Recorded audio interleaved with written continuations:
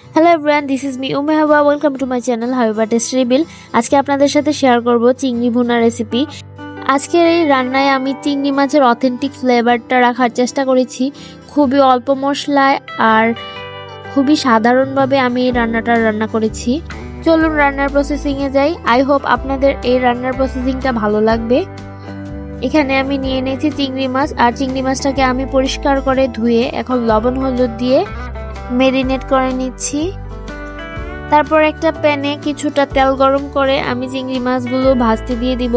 আমি কিন্তু চিংড়ি মাছগুলো খুব বেশি সময় ধরে ভাজবো না। এটার কালার যখন চেঞ্জ হয়ে লাল কালার চলে আসবে তখন আমি মাছগুলোকে উল্টে দিব।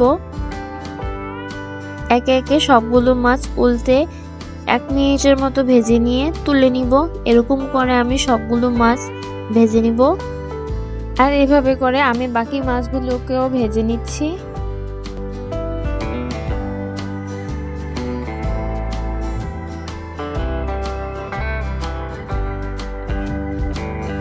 মাছ ভাজা হয়ে গেলে ওই একই প্যানে আমি আরো কিছুটা তেল দিয়ে ওই তেলের মধ্যে 1 কাপ পরিমাণে পেঁয়াজ বাটা ব্যবহার করেছি।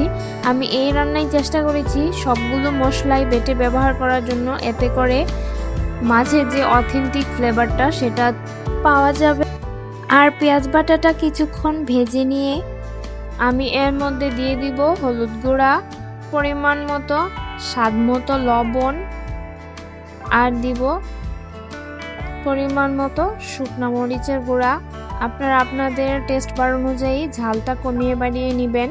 আমি এখানে ব্যবহার করেছি 1 চামচের মতো। দিয়ে মশলাটা আমি কষাতে থাকবো 3 থেকে 4 মিনিটের মতো। মশলাটাকে কষিয়ে এর মধ্যে দিয়ে দিব 1 টেবিল চামচের মতো আদা বাটা, 1 টেবিল চামচ রসুন বাটা, আর 1 টেবিল চামচ জিরা বাটা দিয়ে ভালো করে নেড়েচেড়ে মিশিয়ে মশলাটাকে আমি কষিয়ে নিব যতক্ষণ না মশলার গা থেকে তেলটা ছেড়ে আসে, ঠিক ততক্ষণ। মশলাটা কষানো হয়ে গেছে, মশলার গা থেকে কিন্তু তেলটা ছেড়ে আসছে। মশলাটা এখন একদমই কুক হয়ে গেছে।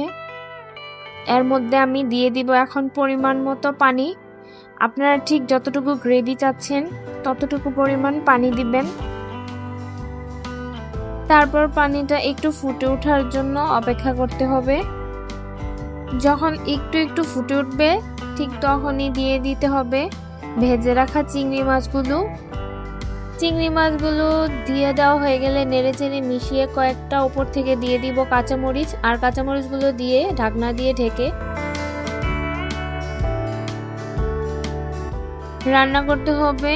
চিংড়ি মাছগুলো যতক্ষণ না ভালো মতো সিদ্ধ হয়ে যায়, তারপর ঢাকনা তুলে ধনেপাতা কুচি দিয়ে নেড়েচেড়ে নামিয়ে পরিবেশন করুন মজাদার চিংড়ি ভুনা। এটা খেতে কিন্তু খুবই মজা হয়, আর চিংড়ি মাছের অথেন্টিক ফ্লেভারটা এই রান্নায় পাওয়া যায়। সবাই ভালো থাকবেন, সুস্থ থাকবেন। আর আমার রেসিপিগুলো যদি আপনাদের ভালো লেগে থাকে তাহলে অবশ্যই সাবস্ক্রাইব বাটনে ক্লিক করে দিবেন, আর পাশে থাকা বেল আইকনটি বাজিয়ে দিবেন যেন পরবর্তী সকল ভিডিওর নোটিফিকেশন আপনাদের ফোনে চলে যায়। আর ফ্রেন্ডস আর ফ্যামিলির সাথে আমার ভিডিওগুলো শেয়ার করতে ভুলবেন না। আল্লাহ হাফেজ।